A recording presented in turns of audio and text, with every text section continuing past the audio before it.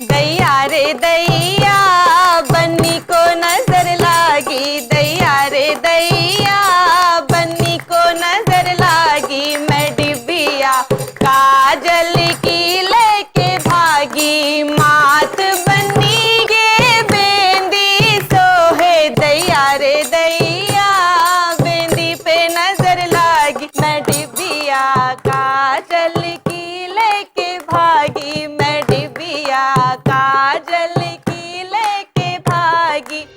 भाभी, भैया कहाँ हैं?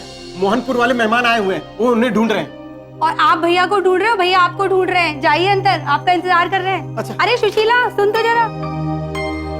भाई साहब, मोहनपुर वाले मेहमान साहब, भाभी जी कह रहे थे कि आप हमें ढूंढ रहे हैं।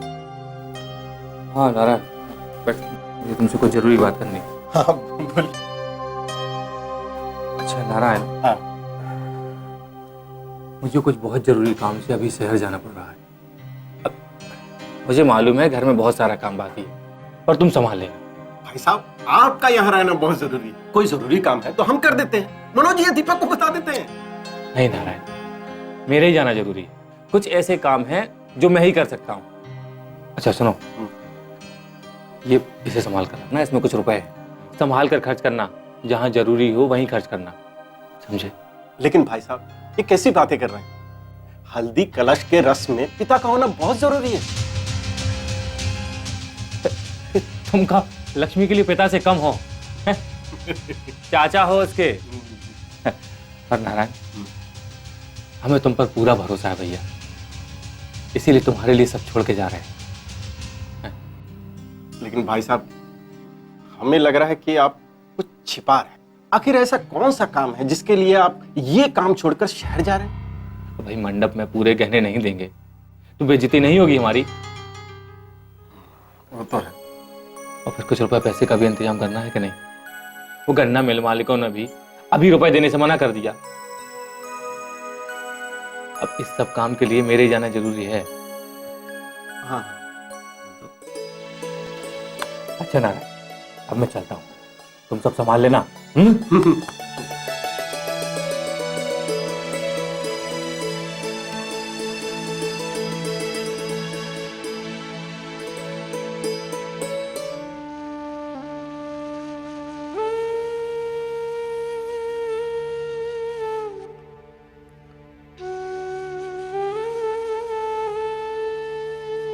माँ, तुम अभी तक तैयार नहीं हुई? चलो चलो, हल्दी की रस्म शुरू होने वाली है। ओहो, हल्दी में कपड़े बदलने की क्या जरूरत है? मैं तो यही कपड़े पहन के जाऊंगी। लेकिन तू एक काम कर, जल्दी से कपड़े बदल ले, हल्दी का दाग लग गया तो छूटेगा नहीं। अरे क्या माँ, ये कपड़े भी तो खराब ही हैं। और वैसे भी मेरी बचपन की सहेली की शादी हो रही है, मैं कपड़े नहीं बदलू।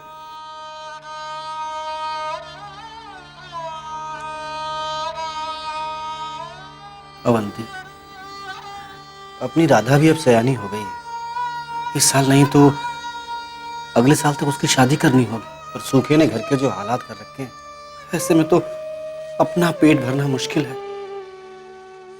ऐसे में शादी के लिए पैसों का इंतजाम कैसे होगा? जैसे सबका हो रहा है, अपना भी हो जाएगा जी। आप चिंता क्यों करते हैं? लगातार पड़ते इस सूखे ने हालत खराब कर दी है। कुछ समझ में नहीं आ रहा अवंती, कैसे मुक्ति मिले इन झंझटों से। कभी कभी तो जी करता है कहीं भाग जाऊं, मार लूं खुद को। छी, ऐसा कहने से पहले सोच तो लिया होता। आपको कुछ हो गया तो हमारा क्या होगा? तुम लोगों का चेहरा देखकर ही अपने आप को रोक लेता हूँ। बाबा, आपको भी तो चलना है। चलना तो है। तू एक काम कर, तू माँ के साथ जा, मैं थोड़ी देर में आता हूँ। बाबा, आप परेशान लग रहे हो, क्या बात है? कुछ नहीं पगली, बेटी का बाप होना फिक्र तो रहती ही है। तेरी सहेली की शादी हो रही है तो मुझे भी तेरी शादी का ख्याल आ गया। अच्छा, और फिर दहेज और शादी में होने वाले खर्च के बारे में आपको चिंता हो रही होगी। बाबा, आपकी इस बेटी के होते हुए आप परेशान क्यों होते हो? मेरी पढ़ाई पूरी होने दीजिए, फिर देखिए कैसे मैं सारी परेशानियों को छूमंतर कर दूंगी। जानता हूँ पगली, तू मेरी जादू की पुड़िया है? मेरी सारी मुसीबतों का हल। अरे तुझे पता है, तुझे देखते ही मेरी सारी मुसीबतें खत्म हो जाती हैं। अच्छा छोड़, तू अपनी माँ के साथ अपनी सहेली लक्ष्मी के घर जा, मैं थोड़ी देर में आता हूँ। जी। मेरी अच्छी बात। माँ चलो।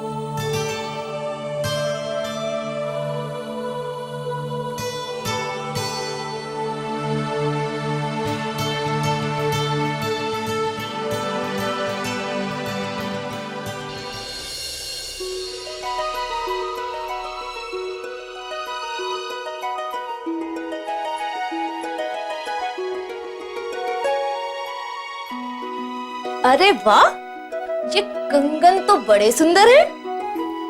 कंगन तो सुंदर होंगे ही, क्योंकि ये मेरी माँ के कंगन जो है। तुझे पता है राधा, जब भी कोई त्योहार होता था ना, तो माँ ये कंगन जरूर पहनती थी और मुझे उनके हाथों में ये कंगन बहुत ही अच्छे लगते थे। तभी उन्होंने मुझे कहा था कि मेरी शादी के दिन वो ये कंगन जरूर मुझे देंगी। अच्छा जी, तो ये बात है, मतलब तो शादी सिर्फ कंगनों के लिए कर रही है, हाँ? और हम समझ रहे थे कि तुझे जीजा जी पसंद आ गए। आने दे बारात को, बताती हूँ जीजा जी से कि मेरी प्यारी सहेली लक्ष्मी सिर्फ कंगनों के लिए आपसे शादी कर रही है। हद, ऐसा मैंने कब कहा? ठीक है, कंगन सुंदर है, लेकिन उनसे ज्यादा थोड़ी। ओहो, अभी से इतनी तरफदारी। तो फिर शादी के बाद क्या होगा मेरी प्यारी सहेली? हम तो जैसे गहरे हो जाएंगे ना तुम्हारे लिए। अच्छा अच्छा, सुन इधर आ। देख, अगर तुझे शर्म आ रही हो ना तो बोल दे, मैं बात कर लूं शाम से। चल हट बेशक, तू बस अपने होने वाले के बारे में सोच, मैं तो अपनी बात खुद ही कर लूंगी।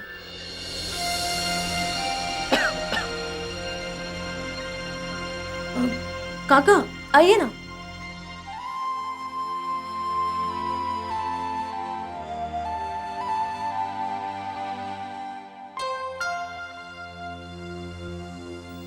क्या बात है बाबा, आपकी आंखों में आंसू? कुछ नहीं बेटा, बस ऐसे ही। कल तुम्हारा ब्याह हो जाएगा, तू अपने घर चली जाएगी, हमारे ये घर आंगन सूना हो जाएगा। बाबा, बेटियों के नसीब में ही समाज ने ऐसा जीवन क्यों लिखा है? क्या बेटियों का दिल नहीं होता? बेटा क्या उसे अपने माँ बाप से बिछड़ने का दुख नहीं होता, जिसके साथ वो बचपन से रही है? बोलिए ना बाबा, पापा मेरी बात का जवाब दीजिए। बेटा, ये तो रीति रिवाज बनाने वाले ही जाने, हम तो बस बरसों से चली आ रही इस परंपरा को निभा रहे हैं। वरना कौन माँ बाप होंगे जो अपनी बेटी को अपने घर से विदा करेंगे? बेटा, हर लड़की का असली घर उसके पति का घर ही होता है। मैं तो भगवान से यही दुआ करूंगा कि हमारी बिटिया रानी जहां भी रहे, सुख से रहे, खुश रहे।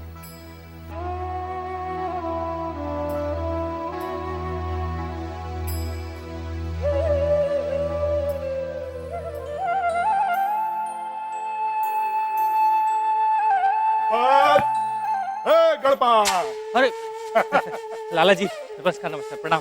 प्रणाम प्रणाम, क्या थे लेने? मैं यहाँ मेहमानगिरी करवाने नहीं आया हूँ, मैं तो यहाँ कर्ज का पैसा लेने आया हूँ। बोल कब दे रहा है? आप अंदर आइए ना। अरे मैं उधर उधर क्यों जाऊँ? मुझे क्या पड़ी है? मुझे तो सिर्फ ब्याज के पैसे चाहिए। अरे मैंने तुझे शरीफ आदमी समझकर तुझे हमेशा माफ करता रहा और तू मुझे बेवकूफ समझता है? लेकिन आज मैं बेवकूफ बनने वाला नहीं हूँ, तुझे बता देता हूँ। हाँ, आपने मेरी हमेशा इज्जत रखी, हमेशा मान रखा है लाला, मैं आपको बेवकूफ क्यों समझूंगा? अरे तू समझता, मैं आपके पाई पाई चुका हूं।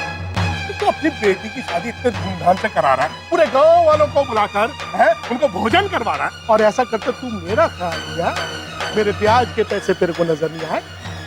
आपसे कहा ना कि भी लड़की की शादी के लिए भी रुपयों का पूरा इंतजाम नहीं हो पाया। आपके रुपया कहाँ से होगा? तो पता है लाला कि पिछली बार फसल कितनी खराब हो गई थी, तो बेटी का ब्याह टाल नहीं सकता, इसलिए कर रहा हूँ। किसी के पाई पाई इंतजाम करने के लिए शहर जा रहा हूँ। तो जाओ जाओ, जरूर जाओ, लेकिन मेरे पैसे तो देते जाओ। कहाँ से दूं लाला? कहाँ ना, एक एक रुपये के लिए मुहताज उसी का इंतजाम करने जा रहा हूँ। अगर नहीं दे सका तो फिर ये घर खाली करो। चलो खाली कर, घर को खाली कर।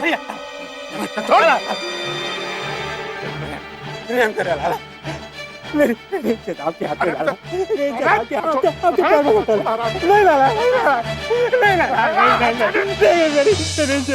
डाला,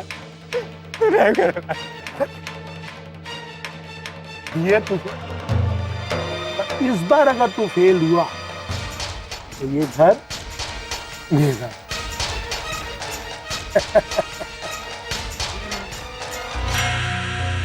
मंगलो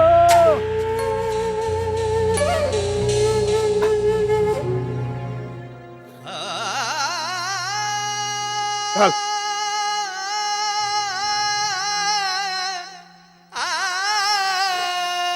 हे भगवान, कौन से पापों की सजा दे रहा है मुझे?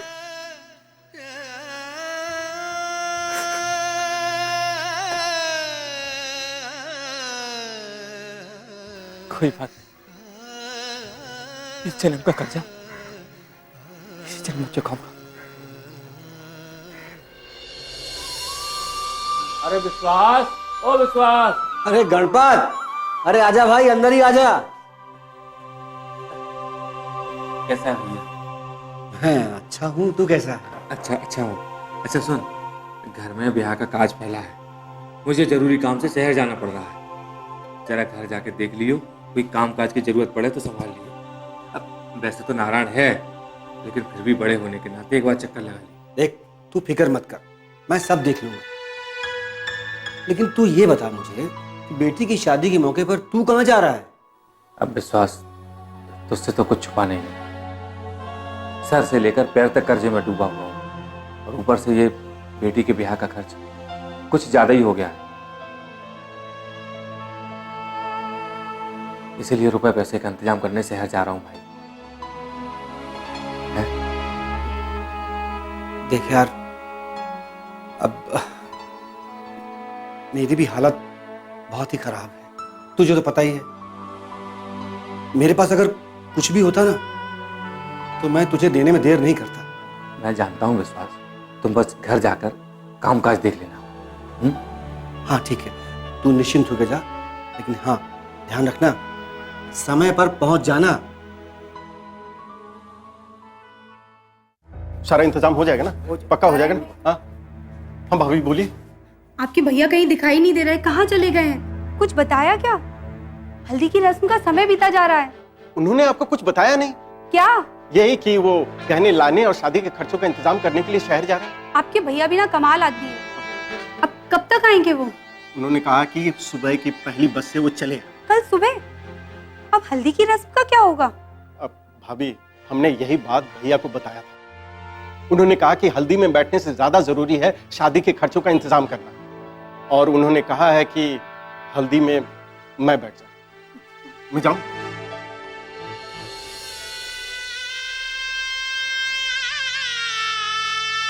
ये लीजिए और ये उन्हें दीजिए।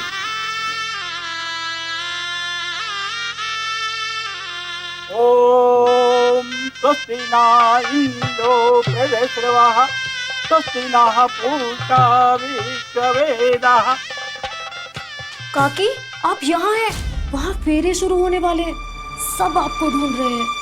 राधा, तुम्हारे काका अभी तक नहीं आए हैं और उनका इंतजार करते करते फेरों का समय भी हो गया है। मेरा तो दिल बड़ा बैठा जा रहा है राधा। मैं समझती हूँ काकी, मुझे भी चिंता हो रही है। मैंने काका को बहुत बार फोन किया, लेकिन उनका फोन भी बंद आ रहा है। मुझे इसी बात की तो चिंता है राधा। मेरे मन में बुरे बुरे ख्याल आ रहे हैं। भगवान ना करे कहीं उनके साथ कुछ ऐसा वैसा। काकी, ऐसा कुछ नहीं होगा, काका बस आते ही होंगे। आप चलिए, मंडप में सब आपका इंतजार कर रहे हैं। बेटी की शादी है, घर से बाप गायब है, लोग ना जाने क्या क्या सोचते होंगे। ओम मंगल देवता, वासु देवता, सूर्य देवता, चंद्रमा देवता, बसुओ देवता, रुद्रा देवता, मर्को देवता। हाँ, तो अब आप लोग जो है दूल्हा दुल्हन जो है फेरों के लिए खड़े हो जाएंगे। ठहरिए पंडित जी। कोई फेरे वेरे नहीं होंगे, बंद कीजिए ये। पहले मेरी बात सुनिए। पिछले 2 घंटे से मैं लड़की के पिता को ढूंढने की कोशिश कर रहा हूँ। वो जानबूझकर चालाक आदमी ऐन मौके पर गायब हो गया है, ताकि दहेज की बाकी रकम मुझे अदा न करनी पड़े। यही इंतजाम करने के लिए वो शहर गए, बस आते ही होंगे। फेरे मत रुकवाइए आप। श्रीमान नारायण, फेरे होंगे, अवश्य होंगे, लेकिन पहले पैसा। कल चलते समय मैंने साफ साफ फोन पर उनको बोल दिया था कि फेरे से पहले मुझे बाकी की रकम चाहिए, और उन्हें छाती ठोक कर कहा था कि मैं दे दूंगा। और आज तो पैसे श्रीमान जी नदारद है यहाँ से। कीजिए, हम पर भरोसा कीजिए, आपके पाई पाई चुका दिए जाएंगे, बस आते ही होंगे। पैसे के लिए फेरे मत रुकवाइए। मेरे चेहरे पे क्या महामूर्ख लिखा हुआ है? अरे फेरे के बाद तो तुम्हारी लड़की मेरी बहू बन जाएगी। फिर कैसे पैसे? किसके पैसे? काम पूरा होने के बाद आज तक किसी ने पैसे दिए किसी को जो आप लोग देंगे? आपको पैसे मिल जाएंगे, विश्वास जी, बताइए। नहीं, रोके नहीं। लाल जी, भरोसा रखिए, गणपत को मैं बचपन से जानता हूँ। हाँ है, जबान दी है, वो पैसे आपको लाके देगा। और ये बात मैं नहीं, पूरा गांव जानता है। आप भरोसा कीजिए, बस मेरी विनती है आपसे, पैसों के लिए फेरे मत रुकवाइए।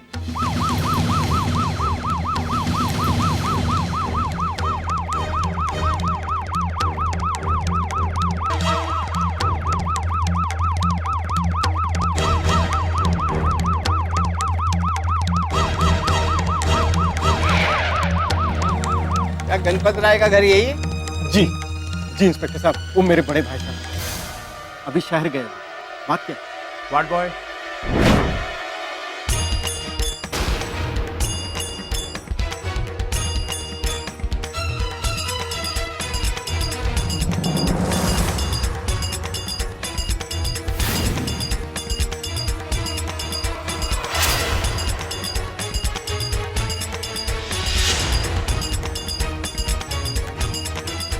इंस्पेक्टर साहब, इनकी लाश हमें सड़क के किनारे पड़ी है, सुसाइड का केस है।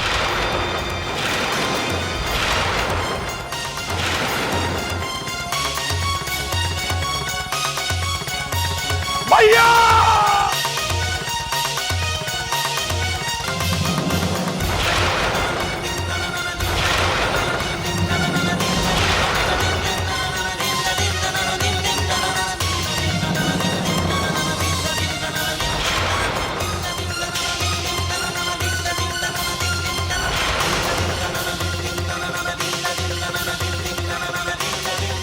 और इनकी जेब से ये चिट्ठी मिली।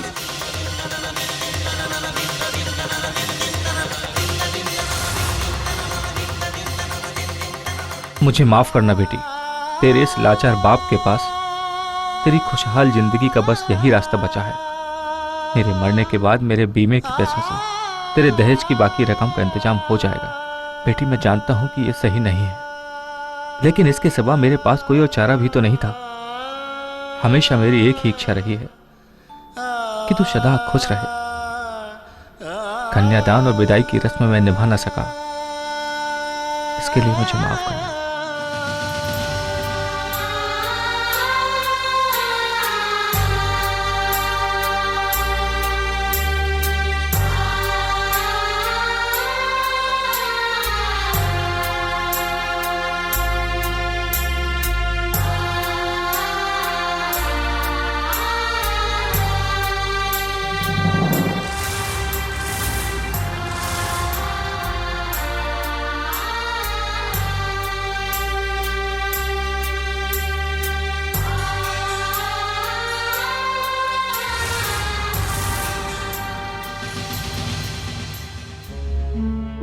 भारत वापस ले जाइए।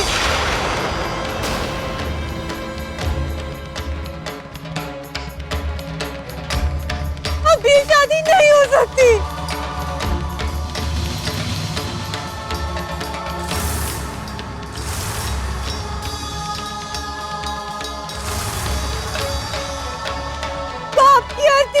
बेटी की डोली नहीं उठ सकती।